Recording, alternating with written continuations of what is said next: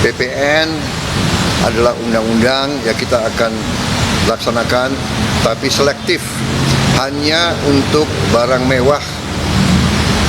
Untuk rakyat yang lain kita tetap lindungi.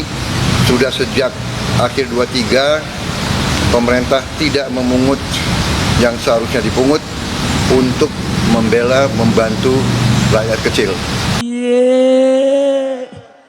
Kacau. Unyil. Tolol.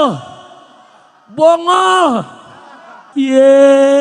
Kadal kebon. Udah kacau.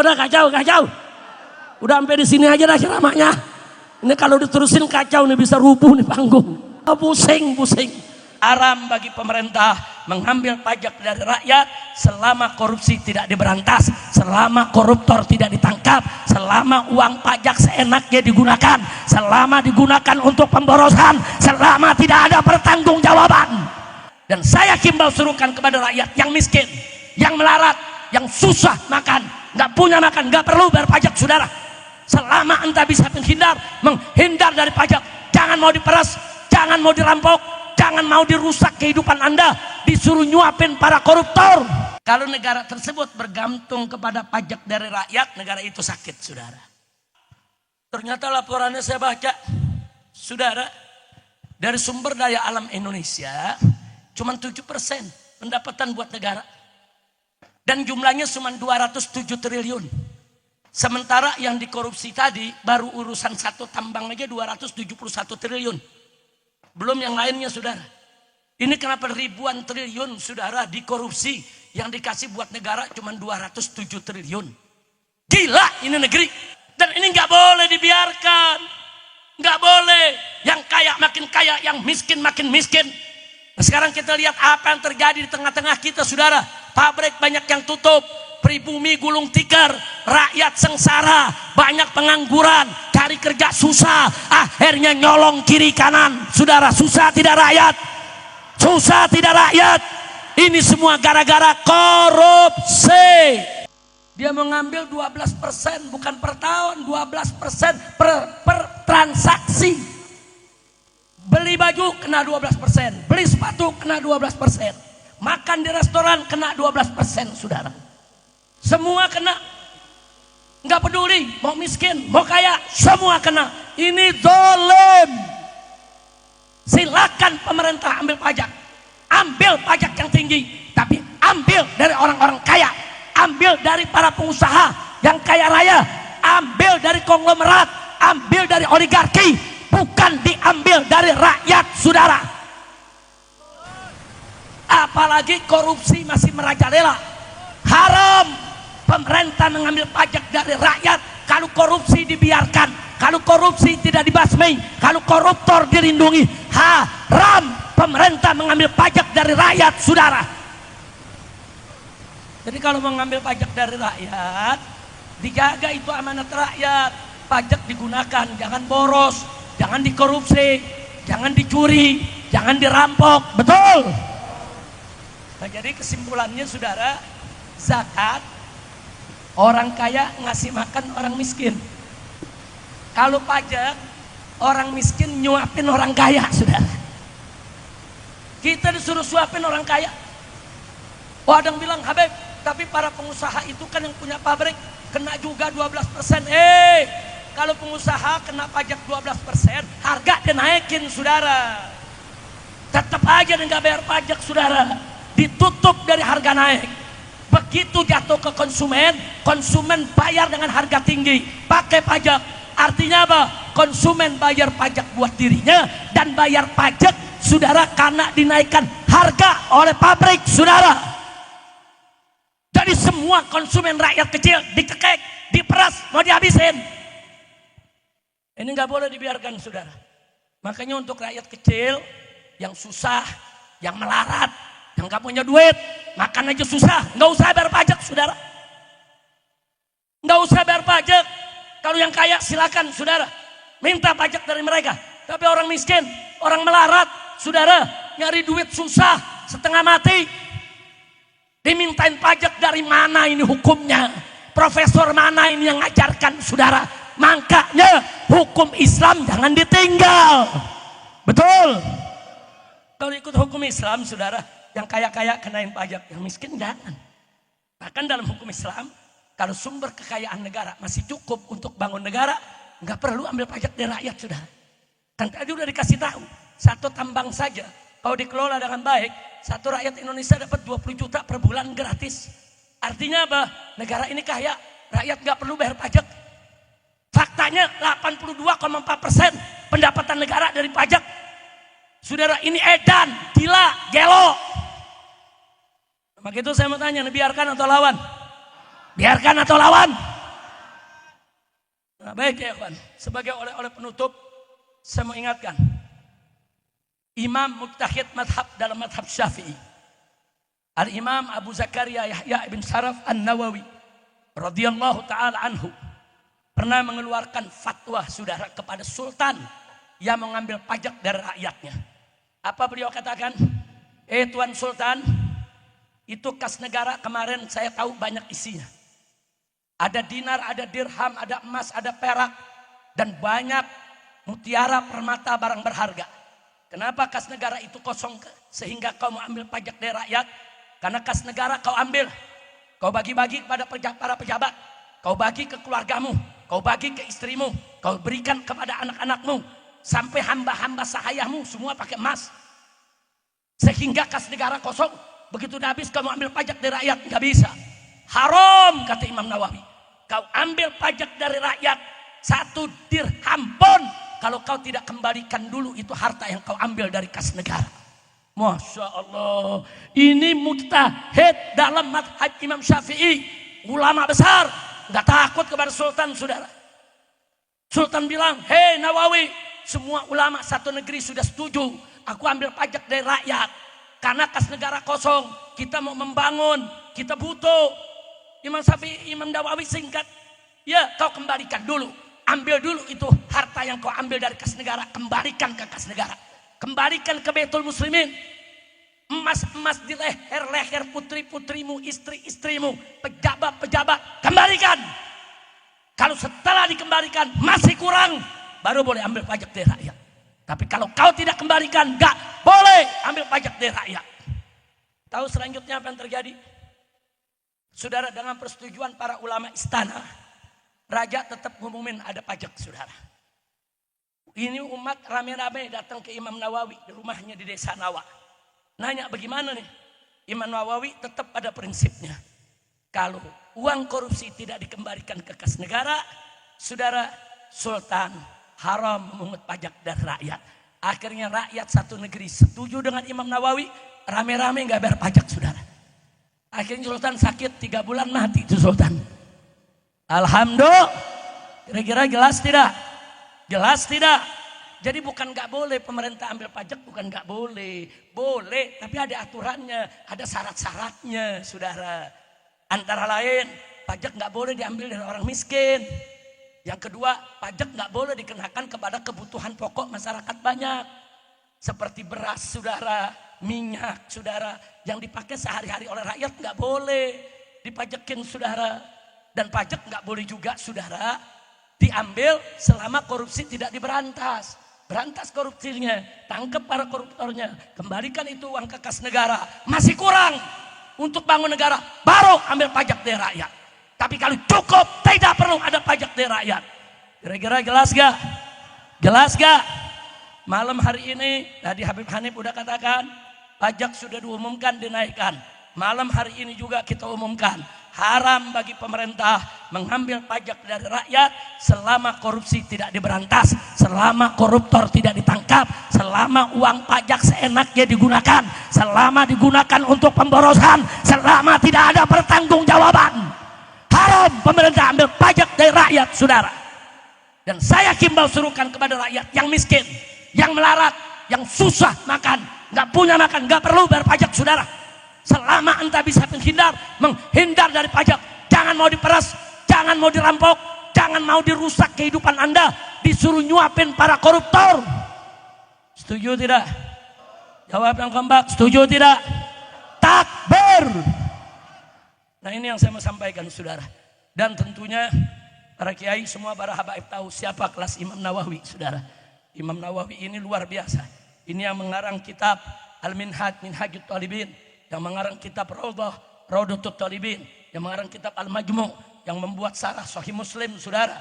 Fatwanya digunakan di mana-mana oleh mazhab Imam Syafi'i, dan mayoritas masyarakat Indonesia ikut Imam Syafi'i, saudara. Alhamdulillah. Dan Imam Nawawi pengikut daripada Imam Syafi'i. Kira-kira saya sampaikan jelas tidak? Jelas tidak? Nah, pertanyaan saya, pemerintah boleh seenaknya ngambil pajak dari rakyat? Boleh seenaknya ngambil pajak dari rakyat? Nggak bisa, berantas dulu korupsi. Betul? Betul?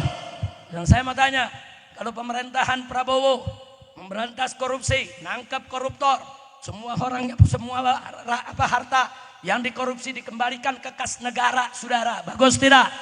Bagus tidak? Kalau Prabowo lakukan itu, saudara, dukung tidak? Dukung tidak?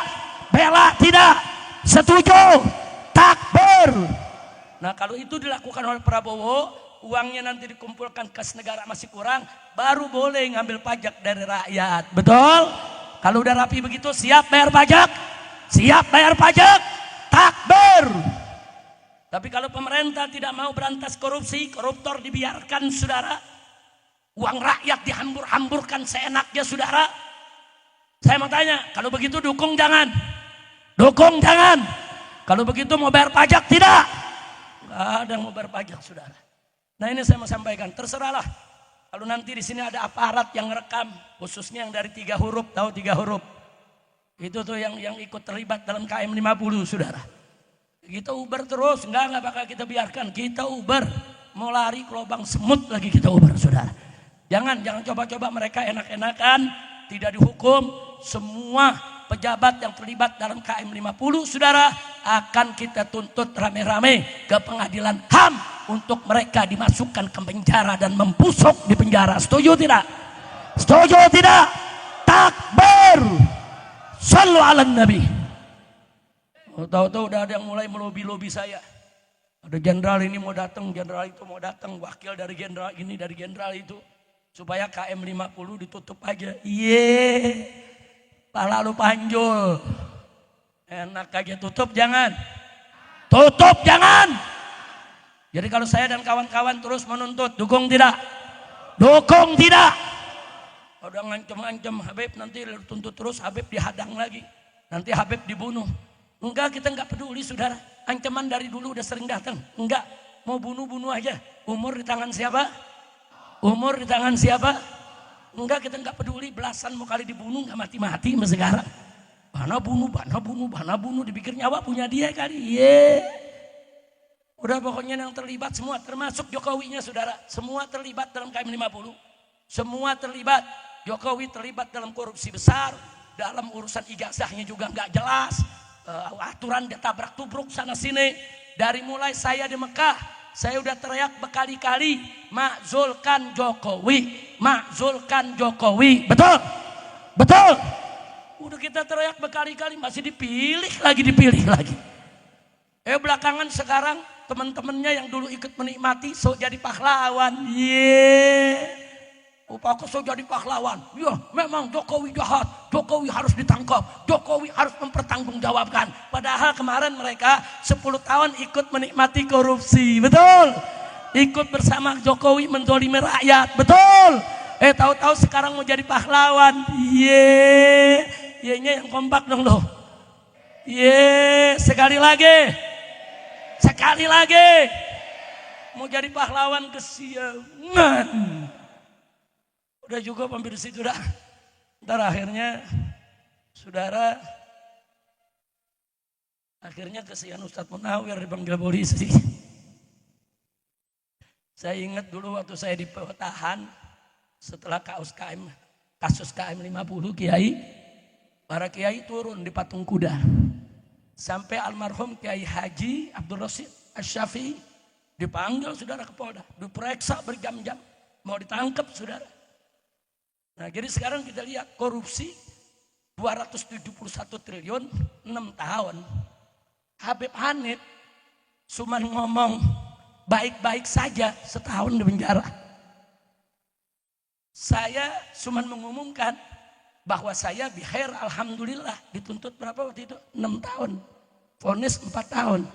Kemudian banding masih 4 tahun. Kasasi baru turun 2 tahun. Cuman ngomong saya baik-baik saja, saudara.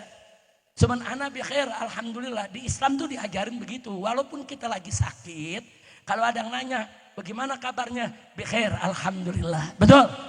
Betul? Itu ajaran Nabi begitu, akhlaknya begitu. Supaya kenapa? Satu, kita tidak mengeluh kepada manusia tentang apa yang Allah perbuat kepada kita. Dua, untuk menumbuhkan kesabaran dalam diri kita. Tiga, supaya mengundang berkah pertolongan Allah agar kita lekas sembuh. Bagus gak ajaran Nabi? Tapi gara-gara begitu 6 tahun dituntut penjara. Jadi kata bikhair alhamdulillah, saudara, dikriminalisasi. Itu dianggap satu pidana kejahatan kriminal. Tuntut 6 tahun penjara. Kurang ajar. Vonisnya 4 tahun. Saya lawan terus sampai pengadilan tinggi, saudara, tetap 4 tahun. Begitu kasasi baru turun jadi 2 tahun, saudara. Nah, jadi sekali lagi, saudara, ini yang korupsi 271 triliun bisa 6 tahun, bagaimana ceritanya? Saudara, ustadz-ustadz, saudara, kiai-kiai, habib-habib dikriminalisasi, seenaknya ditangkap, seenaknya diadili, seenaknya dipenjara. Kurang ajar tidak? Kurang ajar tidak? Nah, sekarang saya mau tanya nih ke depannya, yang begini kita biarkan atau lawan? Biarkan atau lawan? Sekali lagi, siap lawan korupsi, siap basmi korupsi, takbir. Nah, itu saja yang saya mau sampaikan, saudara. Mudah-mudahan manfaat buat kita semua. Nah, akhirnya yuk kita baca surat Al-Fatihah. Pertama kita niatkan untuk guru besar masyarakat, saudara di Pondok Bambu ini, yaitu almarhum wal maghfurlah Kiai Haji Zayadi Muhajir. Allah subhanahu wa ta'ala yataghasyahu birahmati wal maghfirah. Supaya Allah berikan rahmat yang wasi'ah, maghfirah yang wasi'ah jami'ah. Dan begitu juga kita niatkan bibarakatil Fatihah agar guru kita, orang tua kita, saudara, yaitu akhina al-fadil, syekhina al-walid, al-muhtaram al-mukarram Kiai Haji Munawir Asli, agar dipanjangkan umur oleh Allah dalam taat dan ibadat, dalam sehat wal afiat, dan supaya langkah perjuangan beliau diberkahi oleh Allah, diberikan kemenangan dalam setiap langkah dakwahnya, agar diberikan kekuatan istiqamah dan diberikan husnul khatimah. Ala hadhihi niyyah wa likulli niyatin salihah. Wallahu subhanahu wa ta'ala an yubarika lana yubarika lakum jami'an wa an yufiqana wa iyyakum lin najah wal falah wal istiqamah fid dini wad dunya wal akhirah. Wa ila hadratin nabi sallallahu alaihi wasallam. Al-Fatihah.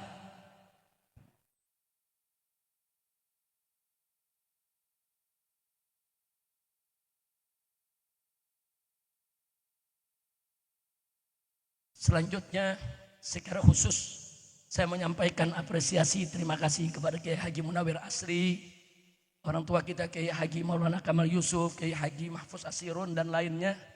Saya tahu betul beliau-beliau ini selama saya hijrah di Mekah 3,5 tahun, beliau-beliau ini setiap di atas mimbar, di majelis taklim, nggak pernah lupa mendukung perjuangan saya dan kawan-kawan dan selalu mendoakan, saudara.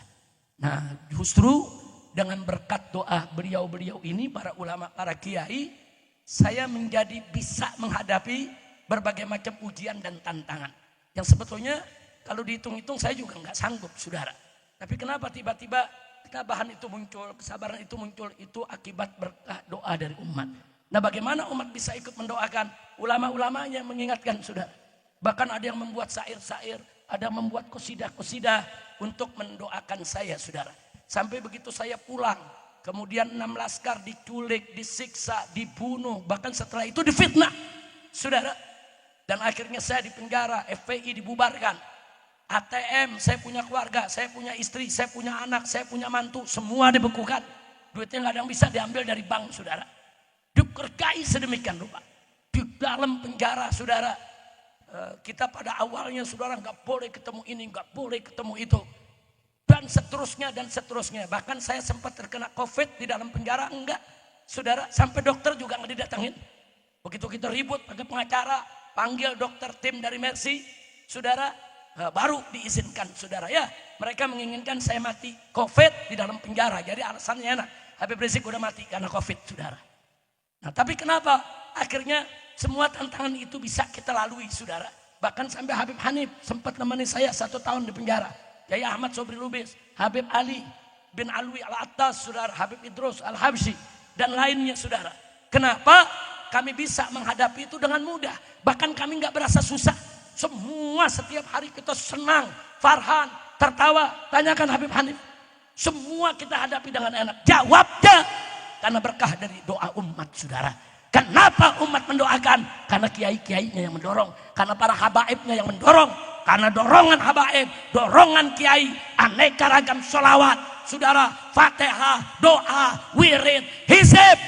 Itu yang membuat perjuangan kita tetap sampai hari ini berjalan. Alhamdulillah. Maka itu secara khusus saya sampaikan terima kasih kepada para habaib, para kiai yang telah ikut mendukung perjuangan dan yang telah ikut mendoakan di mana saja berada. Mudah-mudahan doa umat tidak putus karena perjuangan belum selesai. Betul?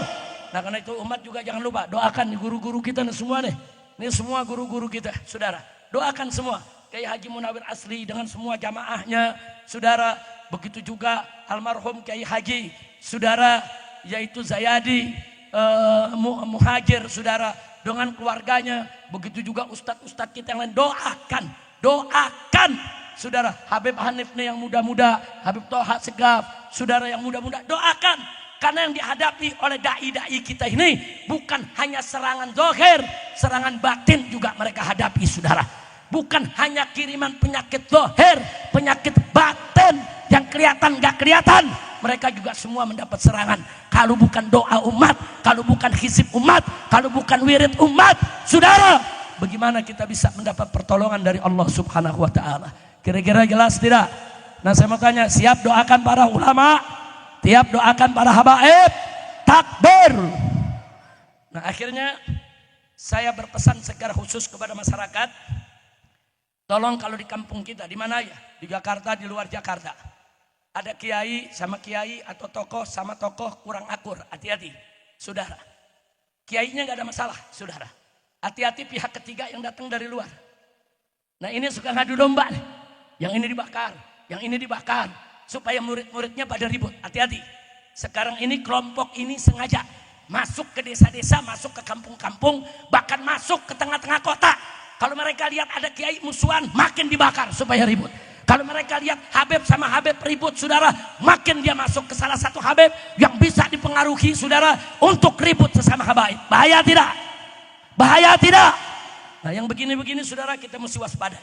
Nah, ini saya punya pesan, tolong kalau ada orang-orang begini masuk ke kampung kita untuk adu domba habaib, adu domba kiai, saudara, usir. Jangan ada di tengah-tengah kita. Setuju tidak? Takbir. Korupsi merajalela, saudara.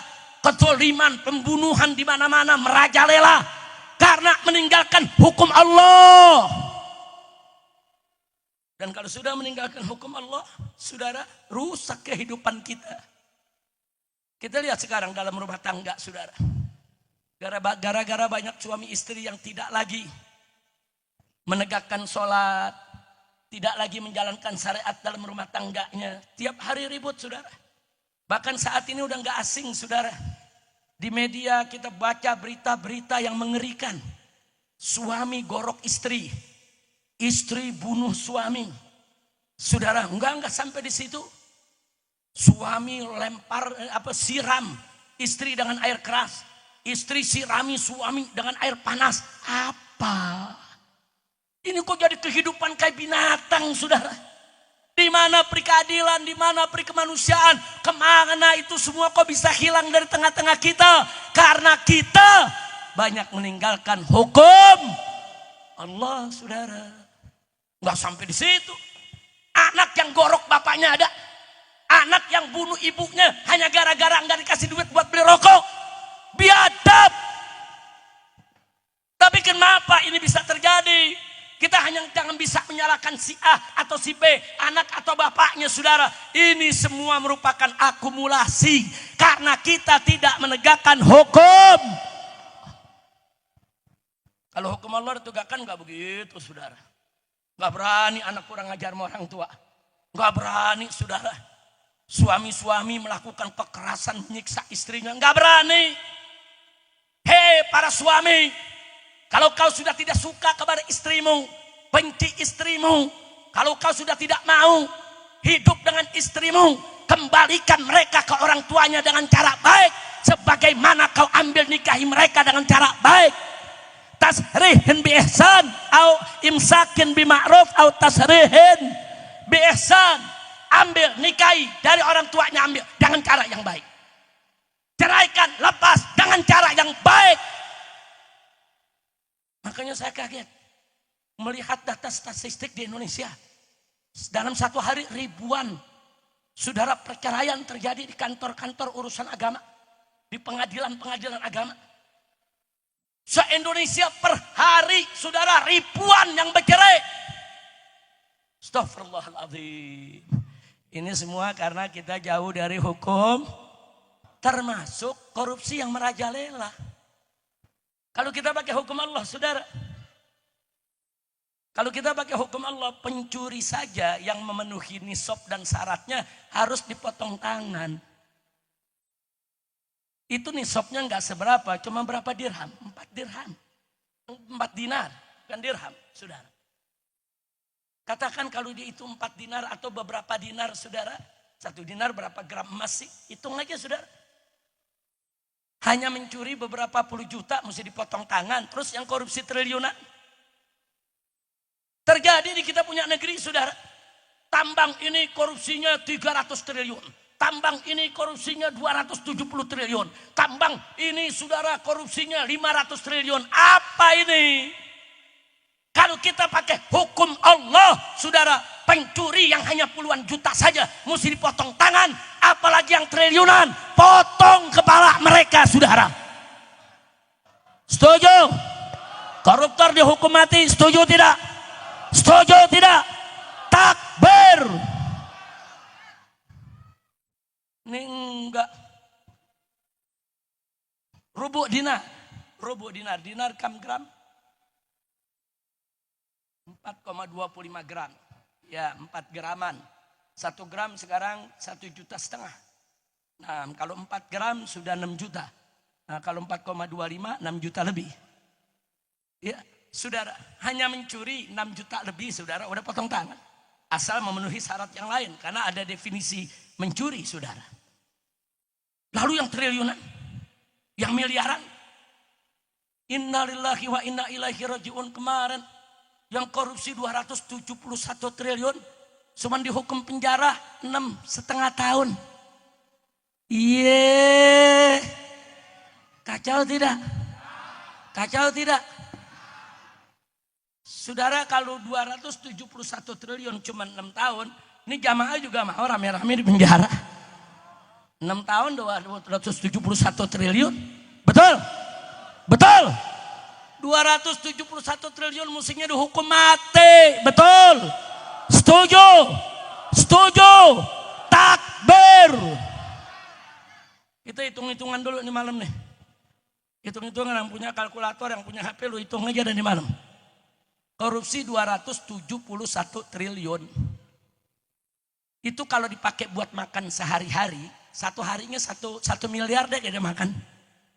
Saya mau tanya nih, orang Duren Sawit ada yang makannya 1 miliar sehari? Ada? Ada? Kalau nggak mati kelolotan loh. Katakan ada orang makan 1 miliar per hari, saudara. Setahun berapa hari? 365 nih kalau kita hitung miladiah nih.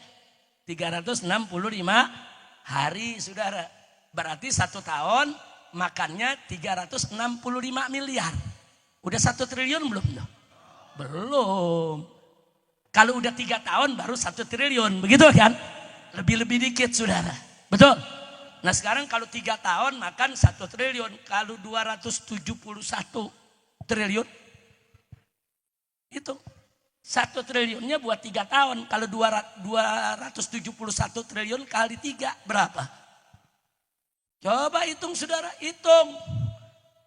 Itu kalau dikali 3 itu bisa 813 tahun.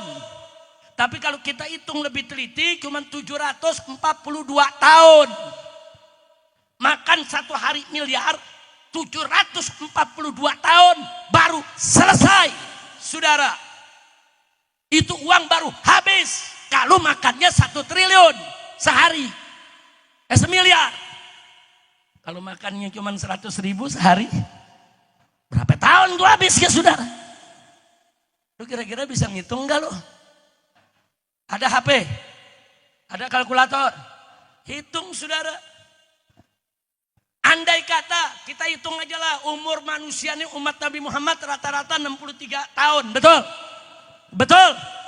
Nah sekarang itu 271 triliun, kalau dimakan sehari saudara 1 miliar, habis dalam waktu 742 tahun. 742 tahun itu berapa keturunan? Nah bagi aja saudara. Kalau satu keturunan 50 tahun, atau kita ambil yang 63 tahun.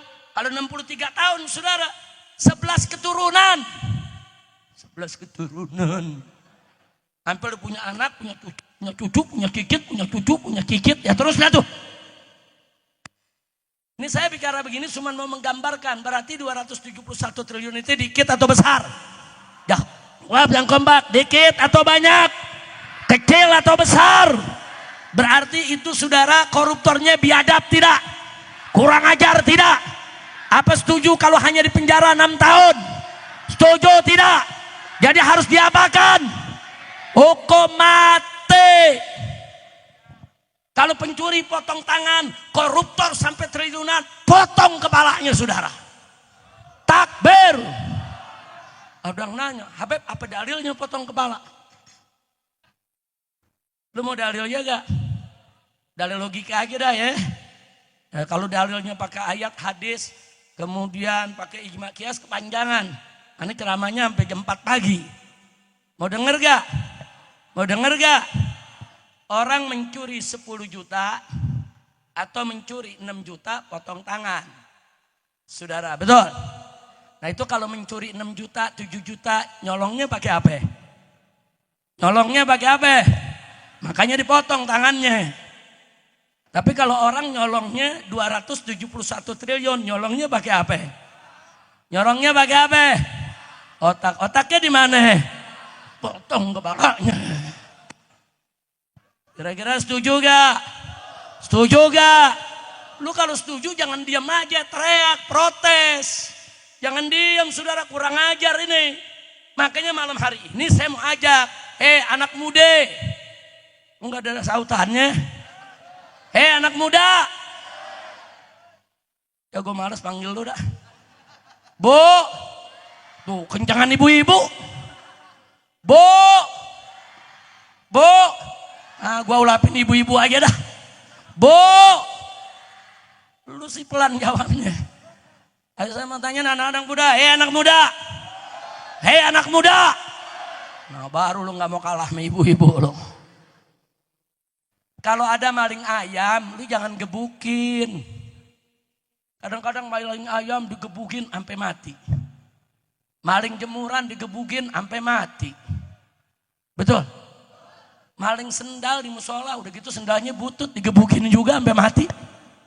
Tega banget, jangan. Kalau ada maling-maling rekian begini, tangkap, serahin ke polisi. Biar diproses, saudara. Setuju? Setuju? Kecuali rampok, begal, bunuh orang, saudara, memperkosa yang punya rumah. Nah kalau begitu gue serahin dah ke masyarakat. Tapi kalau sekedar nyolong sendal jepit, jemuran, saudara, udah gitu yang dicolong, caldem udah bolong. Pak kalau gebukin, tega lu ah. Jangan. Begitu tangkap aja, serahin kemana? Ke polisi, saudara. Serahin aja ke polisi, saudara. Tapi kalau ada koruptor, miliaran, apalagi triliunan, yang begitu boleh kita ubar. Kejar, gelar pengadilan rakyat, gantung di Monas rame-rame, saudara. Setuju tidak? Takbir. Siap lawan koruptor, siap ganyang koruptor, siap basmi korupsi. Takbir. Ini ada lagi nih, saudara. Temuan baru. KPK ngumumin ada 2 anggota DPR jadi tersangka. Karena saudara menyalahgunakan CSR dari Bank Indonesia. CSR itu apa sih? CSR itu saudara corporate social saudara responsibility. Artinya pertanggungjawaban suatu perusahaan. Kalau ada pabrik gula saudara, nah nanti itu diminta mengeluarkan dana sosial untuk membantu para petani tebu yang selama ini membantu mereka beri masukan supaya pabrik gulanya jalan. Kalau ada pabrik kecap, keluarkan dana sosialnya saudara setiap tahun. Untuk siapa? Untuk para petani kedelai. Karena tanpa mereka kedelai nggak ada. Kalau nggak ada kedelai, kecap nggak ada. Kasih, itu namanya CSR atau bahasa Inggrisnya CSR saudara. Itu hak rakyat saudara. Oh, kalau ada developer membangun perumahan di satu perkampungan saudara, truk mereka bulak-balik, jualanan hancur, rusak saudara, masyarakat dirugikan, keluarkan dananya, bikin jalanan, aspal, hot mix, supaya masyarakat ikut merasakan keuntungan perusahaan. Bagus tidak? Itu namanya CSR saudara, itu namanya CSR. Itu aturannya ada undang-undangnya saudara. Sekarang CSR Bank Indonesia saudara yang jumlahnya miliaran diberikan kepada anggota DPR. KPK ngumumin 2 anggota DPR terlibat saudara. Umat teriak tangkap, tangkap, tangkap. Akhirnya 2 orang anggota tadi ngaku. Dia bilang sama KPK, bukan saya aja yang ngambil, semua anggota Komisi 11 dapat juga. Begitu KPK tahu semua anggota Komisi 11 dapat juga, ditutup tuh kasus. Nggak jadi ada tersangka. Kurang ajar tidak? Kurang ajar tidak? Apa DPR berhak dapat CSR saudara? Enggak. CSR tuh buat masyarakat. Jadi kalau di Duren Sawit ada pabrik saudara yang rusak jalanan, tokoh masyarakat boleh datang, minta dong CSR-nya, betulin jalanan. Minta dong CSR-nya, itu dari kau punya tempat banyak sampah, rapihin dong tempat sampah, rapihin dong saluran air. Itu CSR untuk masyarakat, bukan buat anggota dewan. Gila di negeri saudara, gila. Nggak sampai di situ saudara. Dana PSN saudara, dana program-program proyek-proyek strategis nasional. Berdasarkan laporan saudara PPATK saudara, ini laporan resmi, dinyatakan 36% saudara dikorupsi. Ini ada apa? Ini negeri mau dibawa kemana? Ini akibat kita tidak menerapkan hukum. Maka itu saya mau tanya semua di sini, saudara mau pakai hukum Allah? Betul? Betul? Takbir. Saya tambahkan satu lagi saudara. Salah satu ciri negara sakit. Kita mau tahu nih negara kita sehat apa sakit. Kalau kita mau tahu salah satu cirinya, kata Ibn Khaldun saudara, kalau itu negara bergantung kepada pajak. Kalau negara tersebut bergantung kepada pajak dari rakyat, negara itu sakit saudara. Ini di Indonesia nih. Supaya Anda tahu, ini laporan resmi dari BPS, Badan Pusat Statistik pada tahun 2024 yang baru lalu saudara. Apa dikatakan? Bahwa APBN, anggaran pendapatan saudara negara Indonesia ini 82,4% diperoleh dari pajak. Astagfirullahaladzim. Kenapa jadi dari pajak saudara? Saya baca laporannya saudara. Ternyata dari sumber daya alam kita. Sumber daya alam kita ini kaya banget. Kita punya minyak sawit, kita punya minyak bumi. Saudara, ada timah, nikel, emas, batu bara, bauksit, aspal, segala macam. Sampai uranium kita punya saudara. Kaya raya. Bahkan sampai saudara, mantan pimpinan KPK, itu namanya Abraham Samad pernah menyatakan dalam satu wawancara, itu kalau salah satu tambang itu nggak dikorupsi saudara, itu hasilnya cukup dibagi-bagi buat rakyat Indonesia, satu orang 20 juta per bulan gratis. Itu baru satu tambang. Di kita nih ada puluhan tambang. Ternyata laporannya saya baca, saudara, dari sumber daya alam Indonesia cuma 7% pendapatan buat negara. Dan jumlahnya cuma 207 triliun. Sementara yang dikorupsi tadi baru urusan satu tambang aja 271 triliun. Belum yang lainnya, saudara. Ini kenapa ribuan triliun, saudara, dikorupsi, yang dikasih buat negara cuma 207 triliun. Gila ini negeri, edan, saudara. Dan ini nggak boleh dibiarkan. Nggak boleh. Yang kaya makin kaya, yang miskin makin miskin. Nah, sekarang kita lihat apa yang terjadi di tengah-tengah kita, saudara. Pabrik banyak yang tutup, pribumi gulung tikar, rakyat sengsara, banyak pengangguran, cari kerja susah, akhirnya nyolong kiri kanan. Saudara, susah tidak rakyat? Susah tidak rakyat? Ini semua gara-gara korupsi. Nah, begitu saya mau tanya nih, sebelum saya akhiri. Kita mau damai tidak sama korupsi? Setuju kalau sama koruptor damai? Pala lu bomenyan damai. Kok koruptor diajak damai? Enggak ada damai. Tegakkan hukum. Hukum yang berat, penjara mereka seumur hidup. Kalau perlu hukum mati. Kalau jumlahnya sudah kelewat batas, betul? Makanya saya berkali-kali di mimbar sering ngomong, Pak, Bu, korupsi di zaman Pak Harto ada, bukan nggak ada, banyak. Tapi korupsinya di kolong meja. Korupsinya di mana? Kolong meja. Begitu masuk zaman reformasi, saudara, korupsinya naik ke atas meja. Lebih berani terang-terangan, paham?